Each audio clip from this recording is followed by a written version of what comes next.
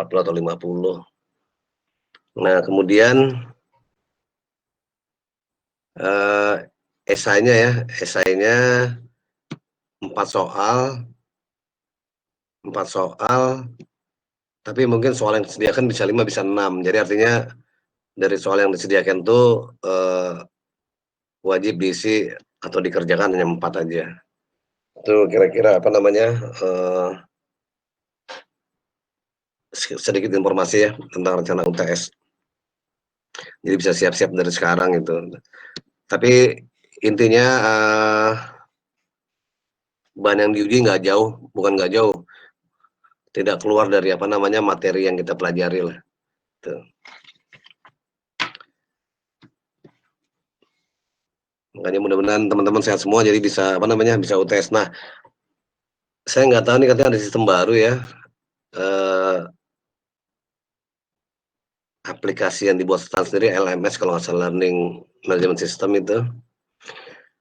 Kalau misalnya semester yang lalu gitu ya, mata kuliah yang lain gitu, itu ujiannya tulis tangan kan ya? Betul, Pak. Iya, Pak. Tulis tangan, kemudian itu ya, sama ya, ada PG juga dan ada esai juga ya? Betul. Hmm. Ada kendala nggak misalnya waktunya kurang atau apa gitu?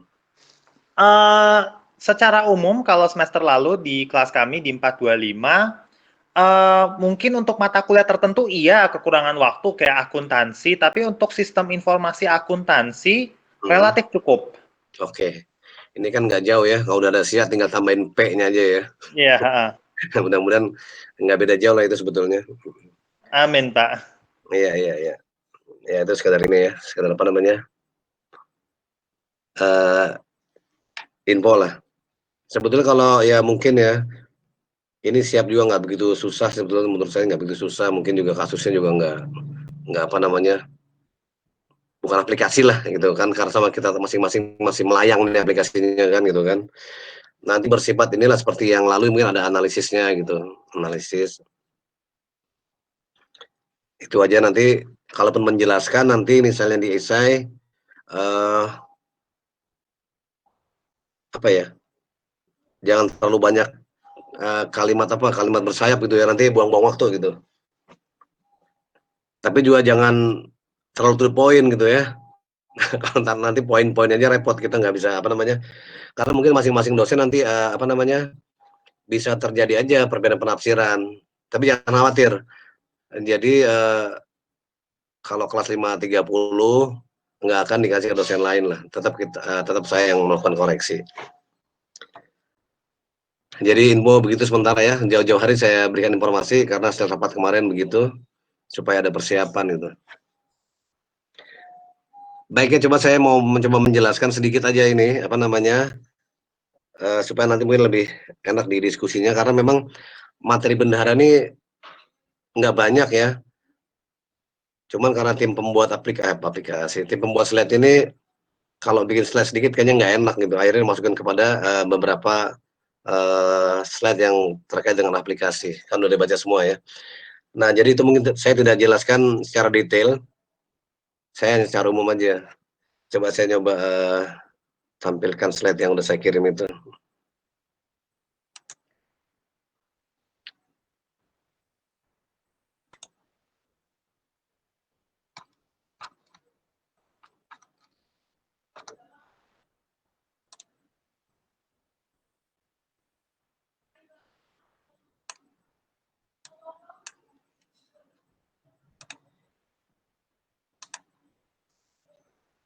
Masuk.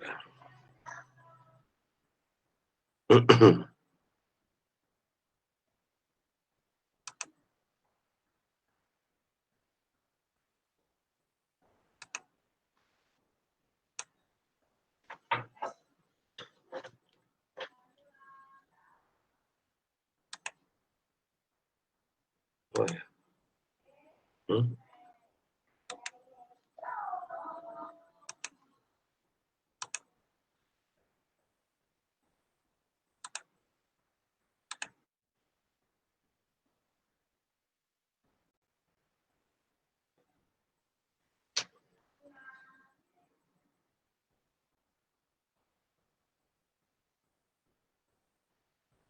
Nampaknya belum terbaca ya slide-nya ya?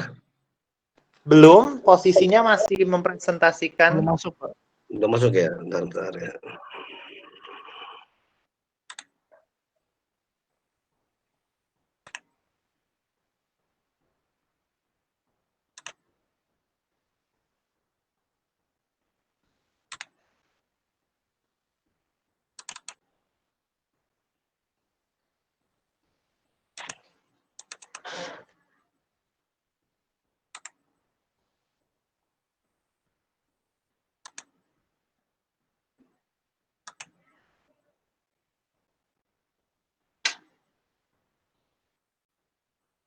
Oh, lama ya.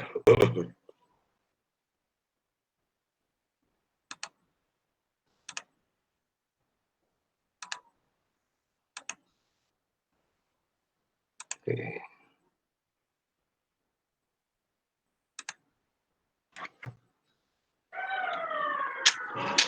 Ya, sudah nampak, Pak?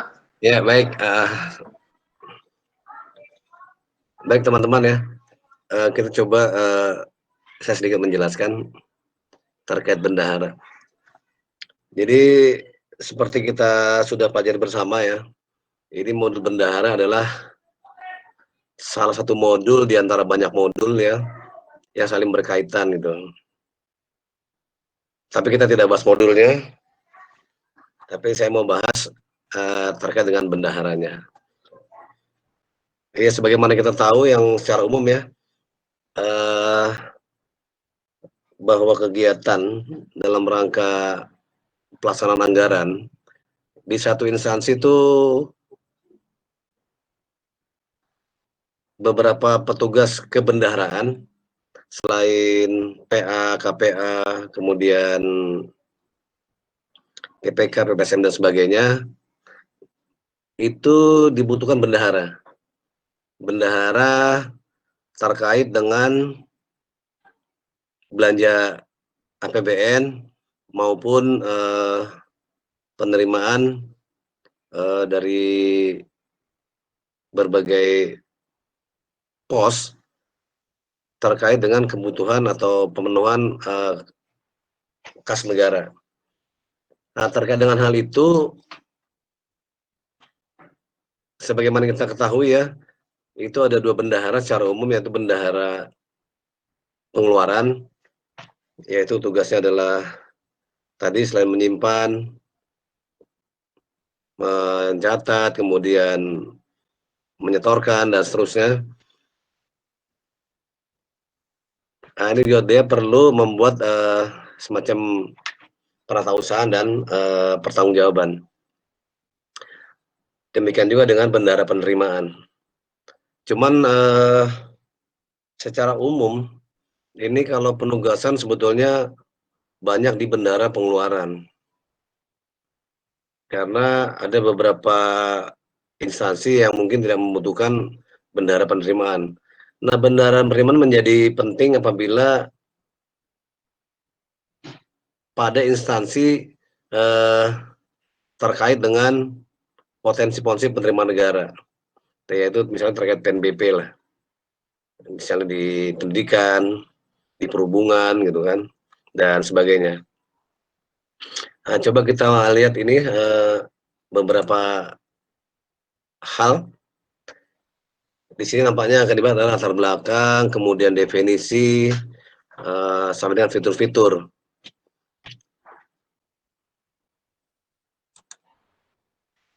Beberapa dasar hukum yang terkait dengan bendahara, ini ada beberapa, itu secara umum ya undang-undang dan segala macam itu, tapi terutama yang lebih menjurus adalah terkait dengan beberapa peraturan Menteri Keuangan. Nah, nanti itu bisa dibaca aja.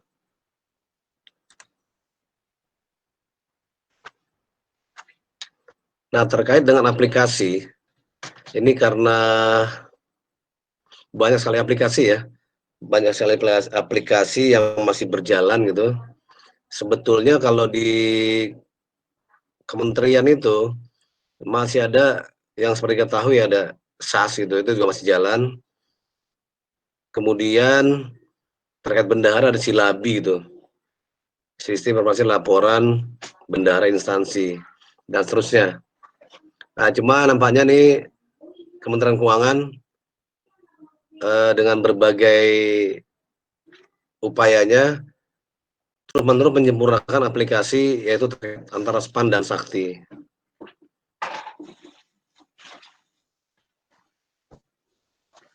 Nah, beberapa ADK dari Silabi atau dari Saiba itu tetap diekspor impor dulu ke Sakti, nanti kemudian baru Sakti diekspor impor lagi ke SPAN melalui data converter. Itu seperti yang kita sudah pelajari bersama ya.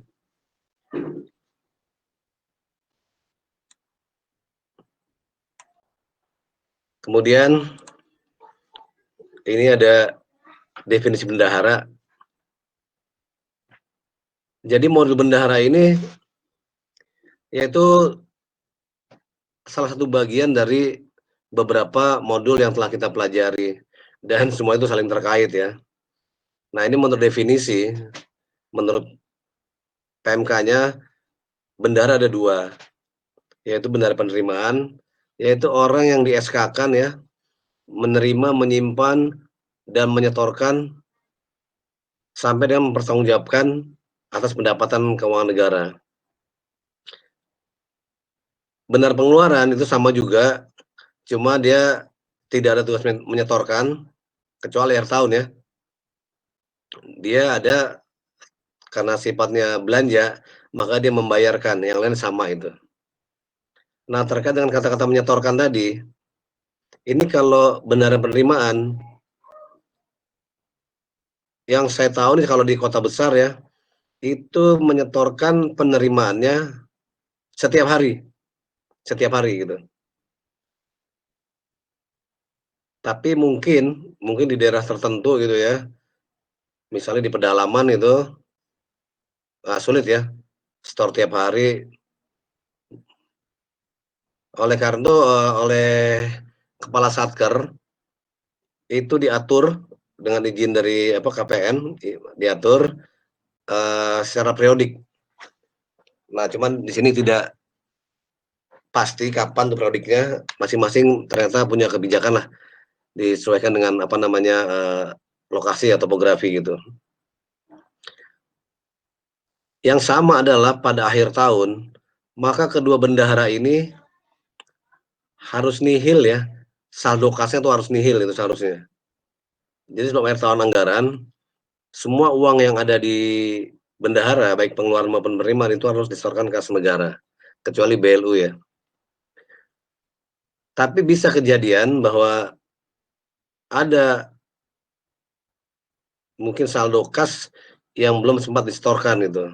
Nah, kalau memang itu belum sempat disetorkan karena satu dan lain hal, maka itu harus disajikan di dalam kas bendahara, kemudian diungkapkan dalam catatan atas laporan keuangan kenapa itu nggak bisa disetor dan itu apa gitu.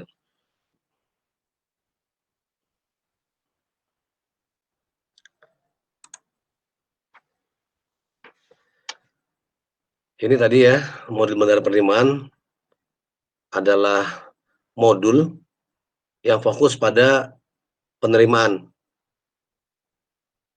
Nah, fitur-fiturnya ini nanti bisa dilihat sendiri ya. Cuma secara garis besar dia mencatat penerimaan, PNBP, kemudian pertanggungjawaban, kemudian berita acara hasil pemeriksaan kas. Ini biasanya baik bendahara penerimaan maupun pengeluaran pada tiap akhir bulan biasanya, akhir bulan itu menutup buku kasnya. Nah, menutup ya. Tapi pemeriksaannya oleh atasannya 3 bulan sekali minimal 3 bulan sekali.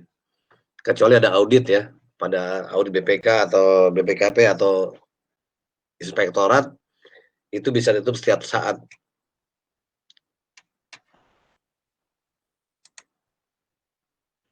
Ini di bendahara penerimaan, di lingkupnya adalah terkait dengan PNBP fungsional. Sebetulnya juga PNBP ada dua ya. Ini ada pun PNBP umum dan PNBP fungsional.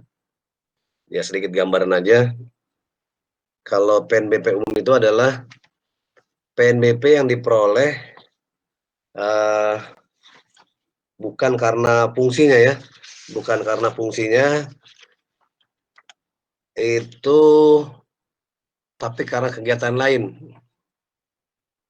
Kalau yang disebut PNBP fungsional, ini penerimaan bukan pajak yang tadi itu diatur oleh pemerintah ya, dengan peraturan pemerintah biasanya.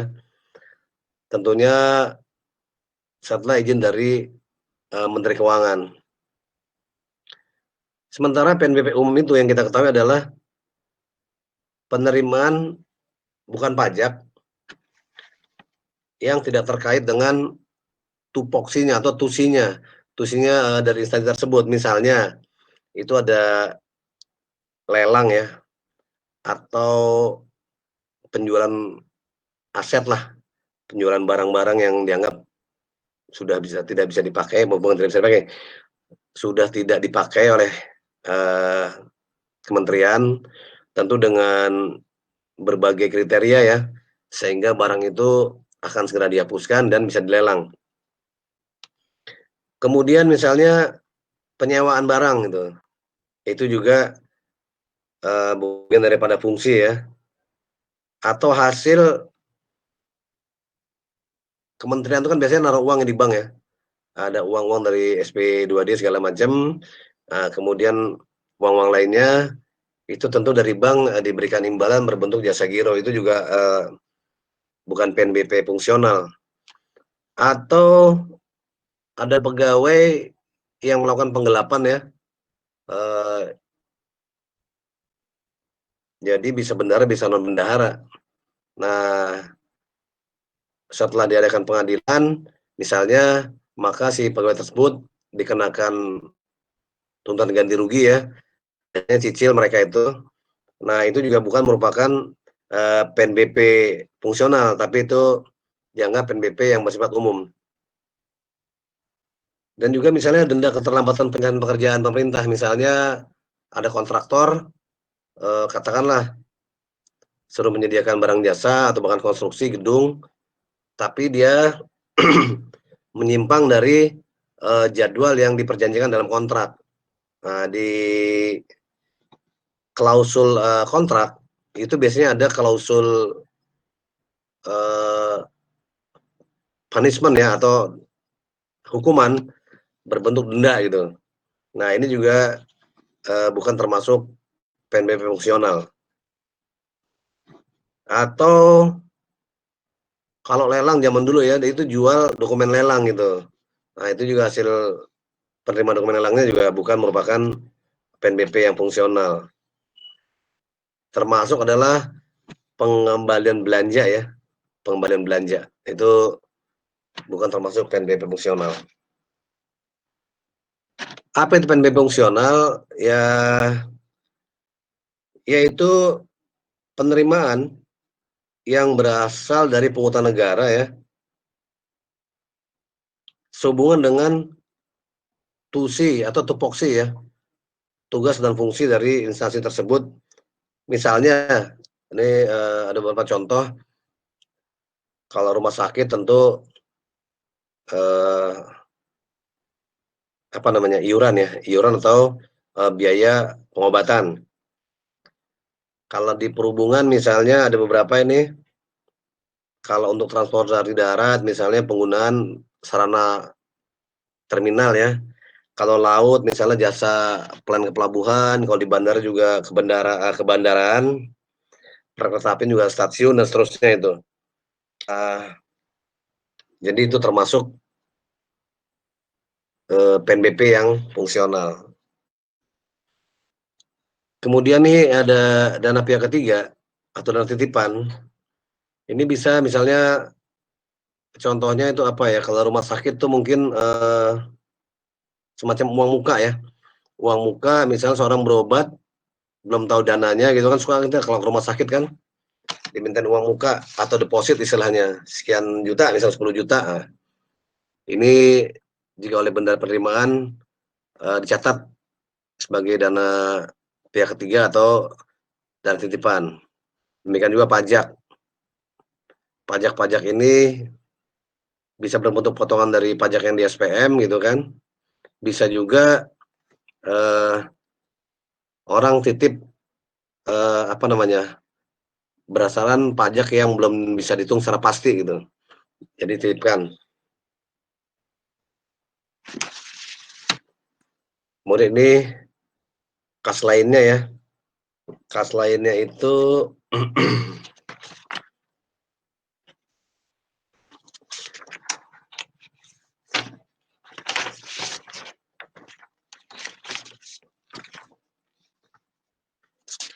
bentar ya, lihat.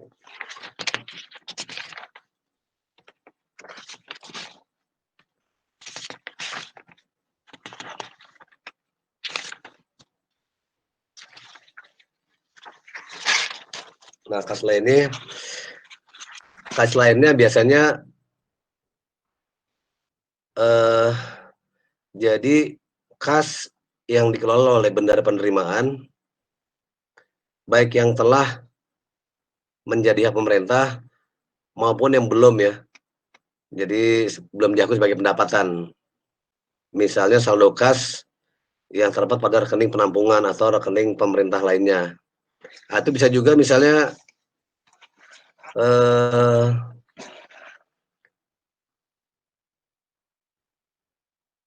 kalau di bendahara pengeluaran ya, itu potongan atas pembayaran yang dilakukan sehubungan dengan fungsi benar selaku wajib pungut, misalnya pajak gitu. Nah, ini kas lainnya juga bisa semacam dana titipan misalnya. Jadi tadi misalnya store berapa juta ya, 10 juta. Kemudian setelah dihitung ternyata hanya 8 juta. Nah, 2 jutanya sebelum diambil sebagai kas lainnya. Itu bisa juga demikian gitu kan. Atau tadi uang yang berasal di kas negara melalui SPMLS atau SP2D ya, yang ditujukan padanya. Nah, itu kira-kira, atau uang dari sumber lainnya menjadi hak negara. Misalnya ada dana BOS ya, itu kas lain itu dana BOS yang ada di sekolah, yang dikirim dari misalnya pemerintah pusat ataupun pemerintah provinsi. Atau juga ada misalnya sumbangan ya, atau donor dari pihak lain, bisa negara, bisa juga swasta gitu, yang langsung diberikan kepada instansi ya, jadi nggak melalui Kementerian Keuangan. Nah, ini itu dianggap kas lainnya. Atau ada lagi setoran-setoran yang belum tahu peruntukannya gitu. Nah, ini sementara dikelompokkan dalam kas lainnya. Nanti detailnya bisa dilihat di peraturan Menteri Keuangan lainnya. Kemudian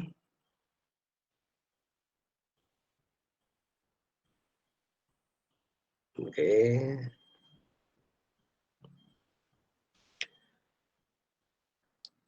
Jadi di sini seperti yang saya jelaskan ya, yang disebut fungsional itu adalah penerimaan terkait jasa yang diberikan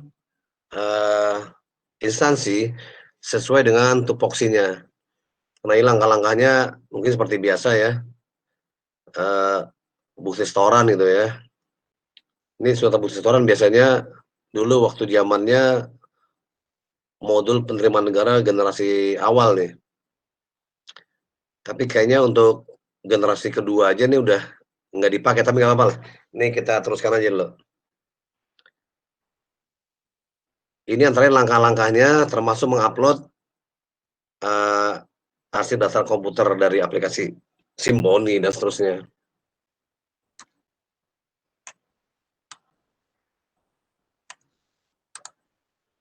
Nah, ini alurnya ya, alurnya. Jadi ini contoh ada instansi memberikan sewa gedung ya, sekarang kan banyak ya. Sewa gedung tuh misalnya buat pernikahan gitu kan, buat rapat dan sebagainya. Nah, ini kira-kira alurnya lah. Jadi ini nampaknya orang datang ke gedung, bayar uang, kemudian oleh bendahara diberikan surat bukti store gitu kan. Nah, itu terkait dengan itu maka akan melibatkan beberapa modul antara anggaran dan pelaporan. Itu salah satu contoh penyewaan gedung yang menggunakan surat bukti setoran. Nah, ini sekarang yang lebih maju lagi, biasanya kita diberikan semacam apa ya, nomor rekening si penyewa ini tidak perlu membendahara, tapi langsung menyetor ke rekening PNBP. Nah, ini juga menghindari apa namanya, terjadi apa ya, kalau zaman kita kalau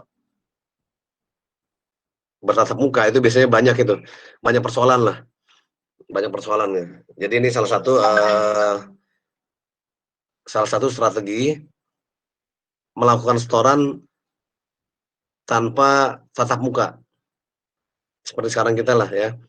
Mungkin kalau zaman dulu saya tuh masuk stan itu bawa uang gitu kan, datang kas negara di Majestic, kemudian saya bayar oleh mereka dikasih surat bukti store, saya bawa ke stan untuk registrasi ulang gitu. Kalau sekarang mungkin nggak kali, barangkali langsung ada rekening langsung store.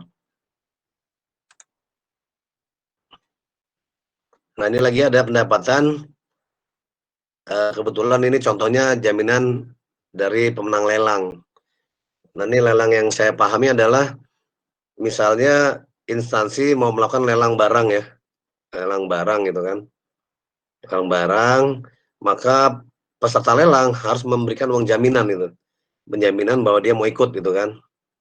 Nah, disebutnya dana pihak ketiga. Ini contoh alurnya ya. Sama semua ini terkait dengan modul-modul anggaran, pelaporan dan seterusnya nih, termasuk monitoring penerimaan. Nah, ini uploadnya nanti dibaca aja nih.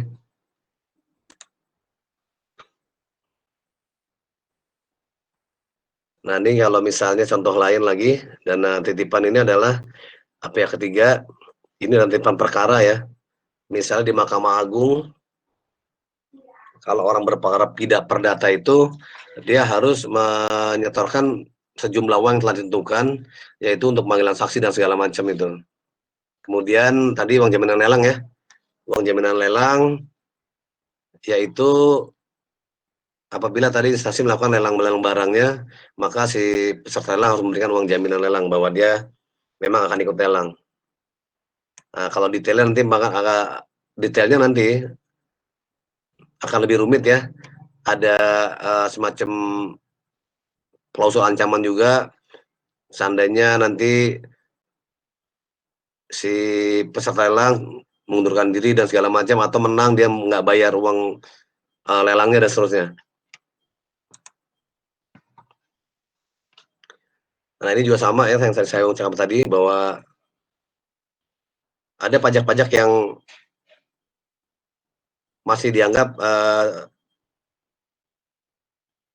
titipan atau belum disetorkan ke kas negara nih. Jadi masih dianggap titipan. Ini biasa aja ya. Ini cuma pindah-pindah rekening aja. Nah, ini alurnya. Ini terkait dengan aplikasi ya. Jadi di Sakti itu membuat sub ledger account-nya, kemudian pilih menu, kemudian mengupload ADK, LPG bendahara, nah, dan seterusnya. Ini ada beberapa alur ya, ini nggak perlu saya jelaskan lah. Ini sudah dijelaskan sih, ada mutasi gas dan segala macam. Nanti dibaca aja ini.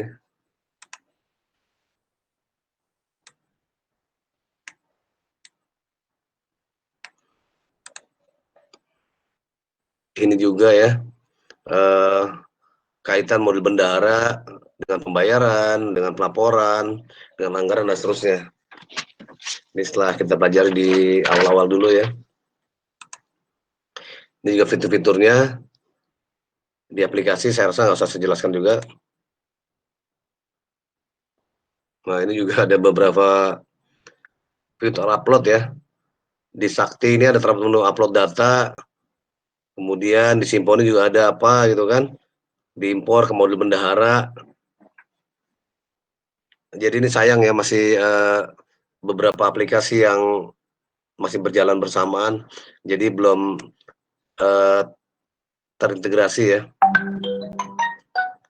Sebetulnya kan kalau idealnya satu aplikasi sudah mencakup keseluruhan. Tapi mudah-mudahan lah ini dalam rangka pengembangan terus-menerus, eee, mungkin suatu saat nanti ini akan terintegrasi secara keseluruhan. Yang kedua, ini juga bendahara pengeluaran ya. Jadi tugasnya menerima dan menyimpan uang persediaan. Jadi biasa ya, terutama zaman dulu, mungkin sekarang masih ada juga ya. Jadi di awal tahun biasanya bendahara pengeluaran tuh membuat SPP UP. Nah, teman-teman mungkin kalau pernah baca lebih detail ya, biasanya SPP UP itu tidak mencantumkan mata anggaran ya, belum mencantumkan mata anggaran. Nah, setelah UP masuk, misalnya katakanlah UP-nya 1 miliar, 1 miliar, kemudian selama perjalanan sebulan, katakanlah sebulan atau 2 bulan gitu, digunakanlah misal 200 juta. 200 juta tentu akan dimintakan ke KPPN berbentuk ganti uang persediaan ya, membuat SPP GUP.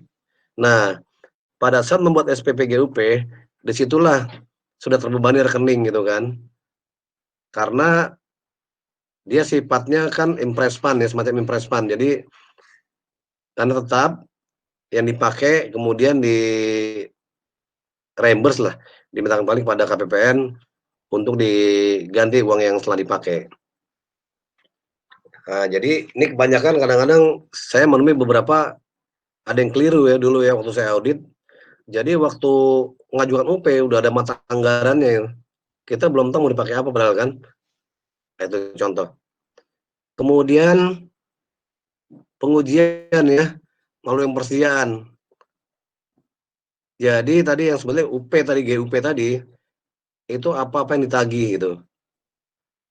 Nah, biasanya ini dilampir dengan kwitansi-kwitansi ya, kwitansi kecil kalau istilah saya itu. Kwitansi besarnya adalah uang yang diterima bendahara. Cuman kita selaku auditor biasanya lebih senang kalau ada kwitansi kecilnya. Artinya kwitansi asli dari, eee, apa, merchant atau toko atau apapun tempat dia belanja. Nah, ini biasanya meskipun itu rawan juga ya, rawan juga terjadi apa namanya, manipulasi gitu. Ya ini hanya sebagai ini aja, sebagai apa, gambar sedikit pengalaman di lapangan. Jadi pernah kita memeriksa bukti bukti yaitu misalnya pembelian ATK, waktu itu banyak ya, sekitar berapa juta gitu, di daerah, memang di daerah pedalaman ya waktu itu, di daerah Nusa Tenggara Timur. Nah ternyata kwitansinya itu setelah saya cek nama tokonya, alamatnya, ternyata toko itu tidak menjual ATK, tapi toko besi gitu kan. Jadi makanya nanti kalau misalnya melakukan audit, misal jadi auditor ya, nah itu perlu juga dicek itu. Itu kerugiannya kalau kita misalnya, eee, belanja dengan uang uang tunai ya.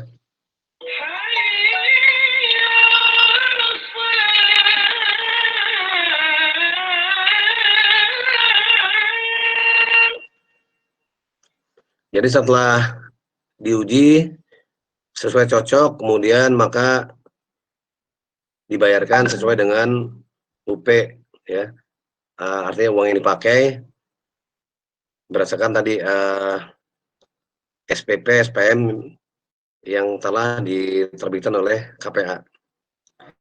Namun kalau misalnya hasil pemeriksaannya tidak memenuhi syarat ya, ini bendahara berhak menolak gitu kan, berhak menolak. Tadi seperti saya bilang kalau misalnya ternyata kwitansi tadi bukan dari kwitansi misalnya tadi penjualan ATK gitu kan. Nah, berarti dia bikin kwitansi palsu, kemudian juga stempel palsu. Ini tentu bendahara berhak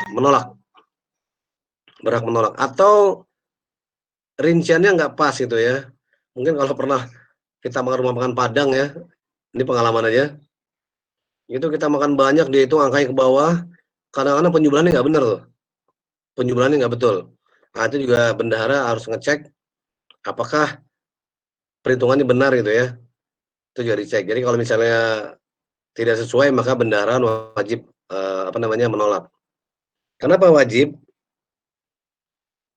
Karena bendahara ini baik penerimaan maupun pengeluaran itu bertanggung jawab secara pribadi atas uang yang dikelolanya. Misalnya tekor kas gitu ya, itu yang tanggung jawab bukan KPA gitu, bukan pihak lain, bendahara gitu, tekor kas.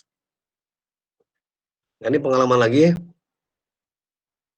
di daerah terutama ya, di daerah misalnya kepala satker nih mau pergi ke Jakarta, waktu itu hari Jumat misalnya kan, hari Jumat, Sabtu kan libur, dia panggil bendahara, dia minta uang misalnya katakan 20 juta karena untuk biaya perjalanan ke Jakarta. Biasanya itu biasanya bendahara nggak berani nolak gitu ya, nggak berani nolak, langsung dia kasih, ya kan, tanpa tanda terima gitu. Ini beberapa saya temukan juga nih. Nah, sepulang dari tugas dari Jakarta katakanlah, itu waktu pulang si kepala satker tadi lupa membuat pertanggungjawabannya dan benar juga lupa untuk meminta pertanggungjawabannya. Suatu ketika datanglah pemeriksa. Nah, selisih antara catatan dengan fisik kas berbeda itu. Akhirnya si bendahara bertanya kepada kepala satkernya, ya mungkin juga kepala satkernya itu ya kurang bertanggung jawab. Kapan saya gitu kan? Kapan saya minta uang gitu? Akhirnya rumit. Nah, karena biasanya kalau bendahara secara psikologi itu nggak berani ya, nggak berani ngelawan kepala satker gitu. Nah, ini bermasalah sehingga karena tadi bertanggung jawab secara pribadi, dia harus menombok atas selisih kas yang tidak bisa dijelaskan itu. Biasanya kita auditor itu rekomendasinya adalah memerintahkan kepada bendahara gitu, menyetor gitu kan. Nah inilah hati-hati nanti ya, ya sebagai bendahara gitu mungkin honornya nggak seberapa, tapi resikonya tinggi ya. Jadi itu salah satu problem di bendahara. Kemudian bendahara juga ini sebagai wajib pungut, maka nggak boleh lupa apabila ya, apabila ada pembayaran yang terkait dengan pajak, itu harus segera dipungut dan kita memberikan bukti potongnya. Kemudian hasil pungutan pajak-pajak tersebut secara periodik itu setorkan ke negara, biasanya itu terkait dengan PPh dan PPN biasanya itu. Kemudian bendahara juga wajib ya melakukan pencatatan ya. Nah, memang kasihan di bendahara ini. Bendahara terlalu banyak buku-bukunya. Banyak buku-bukunya sehingga memang repot jadi bendahara itu. Oleh karena itu biasanya bendahara itu ada pembantunya. Ada pembantunya yang disebut pembantu bendahara pengeluaran misalnya ya, atau pembantu bendahara penerimaan. Nah, ini tolong dibedakan ya. Ada bendahara pengeluaran, ada bendahara pembantu benda ada bendahara pengeluaran pembantu ya, ada bendahara pengeluaran, ada bendahara pengeluaran pembantu. Ada pembantu bendahara pengeluaran gitu ya. Apa bedanya gitu kan? Kalau bendahara pengeluaran jelas ya, SK-nya jelas itu. Jadi kalau di instansi minimal kepala satker lah. Begitu juga dengan bendahara pengeluaran pembantu itu juga di SK-kan oleh kepala satker ya. Tapi kalau pembantu bendahara ini nggak ada SK-nya ini, cuma minta dibantu aja gitu kan. Dan itu pun nggak dapat honor biasanya ya. Itu bedanya ya. Ini buku-buku terlalu banyak ya. Sebagai contoh aja misalnya bendahara harus mencatat di Bukas Umum, kemudian buku pengawasan anggaran, kemudian buku pembantu ya. Buku pembantu yaitu buku pembantu berdasarkan jenis kas misalnya satu ya, itu buku pembantu PNBP umum, PNBP fungsional ini kalau namanya bendahara penerimaan. Kemudian ada buku pembantu bank, kas tunai, tadi terkait dengan potongan pajak ya. Ada juga buku pembantu mencatat perpajakan itu, potongan-potongan dan penyetorannya. Kemudian tadi ya, buku pembantu dana pihak ketiga dan buku pembantu lain-lain. Nah, itu terlalu banyak memang. Jadi kalau dengan aplikasi mungkin sangat membantu ya. Kalau manual ini repot ini. Memang SDM ini terbatas ya, terutama di daerah-daerah ya. Kalau di kota besar mungkin nggak masalah. Oleh karena itu memang ada beberapa syarat untuk menjadi bendahara, antara lain adalah telah lulus diklat, kemudian harus bersertifikasi.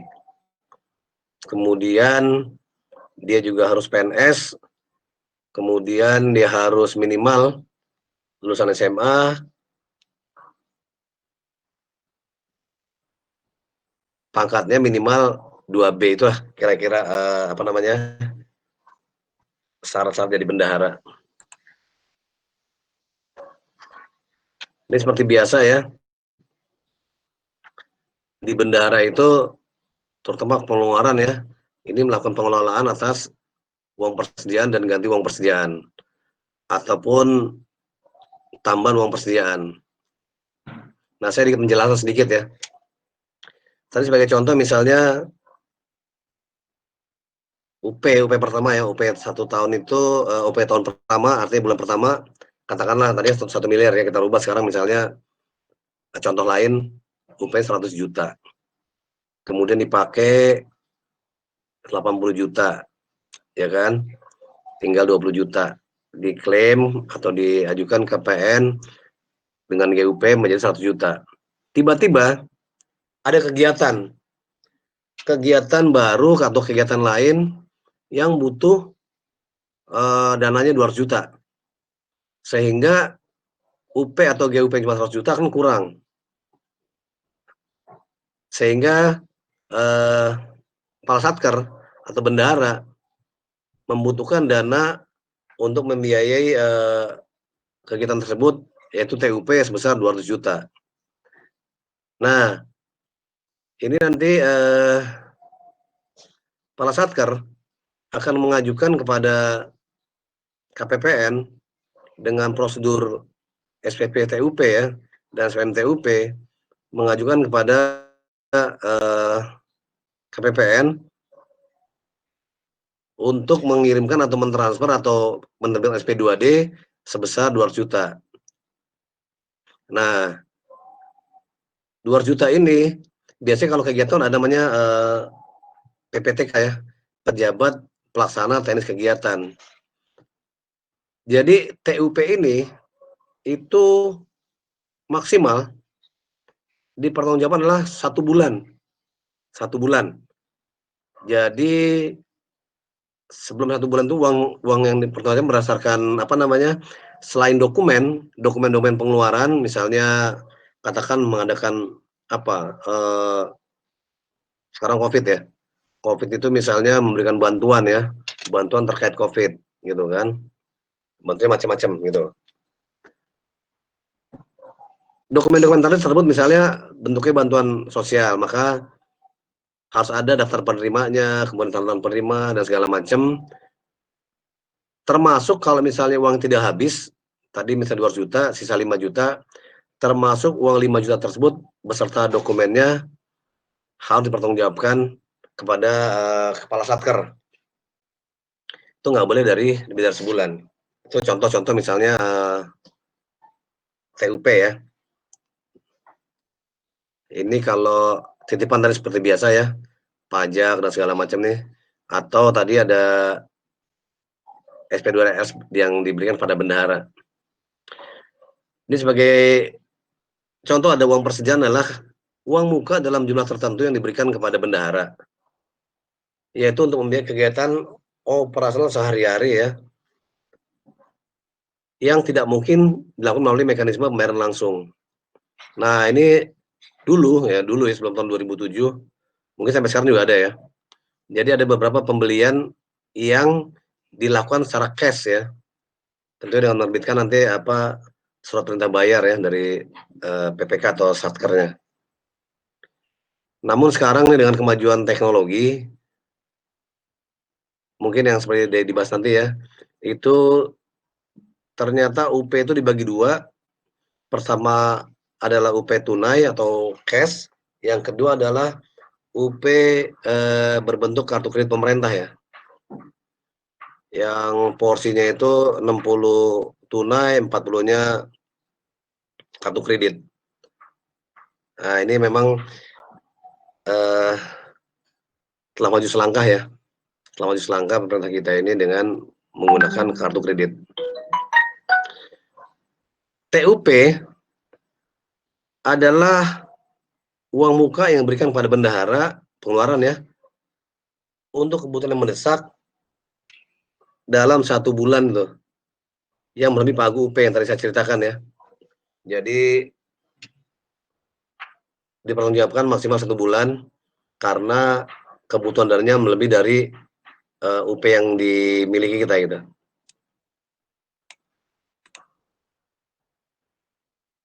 Nah ini nanti menghitung U10 UP ada caranya. Ini apa namanya, menu yang terdapat dalam aplikasi ya. Nah ini alurnya, ini biasa saja ya, terkait dengan pelaporan maupun pembayaran gitu kan. Nah ini juga saya nggak jelaskan ya, karena ini terkait dengan menu-menu di dalam aplikasi Sakti. Ini juga menu.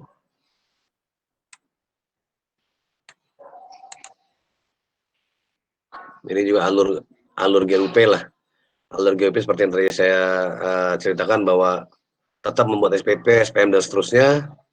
Nah terkait dengan pembayaran, apabila barang, apakah itu aset tetap, maka masuk ke modul aset, kemudian apakah persediaan bentuknya, maka masuk ke modul persediaan, terkait dengan pengeluarannya, terkait dengan penganggaran.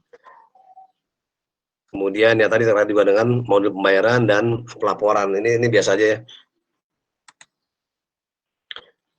Nah ini juga modul ya, menu, ini nggak perlu saya jelaskan.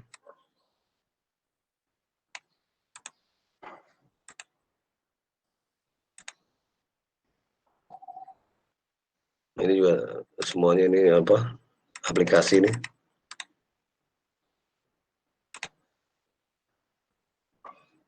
Oke, ini juga tambahan persediaan sama aja.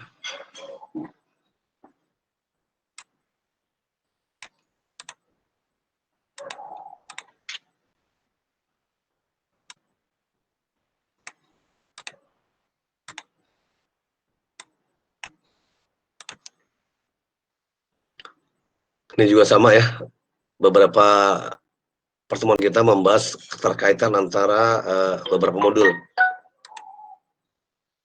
Ini juga.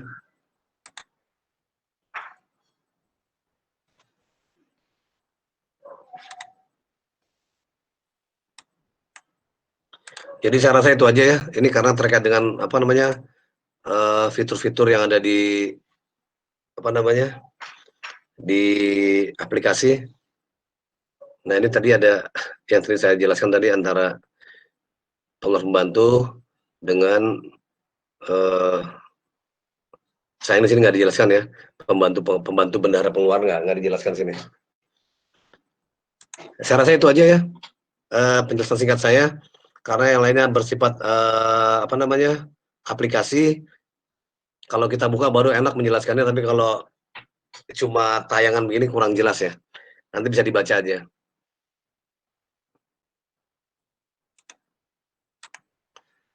Baik teman-teman, saya rasa itu ya sampai dari saya.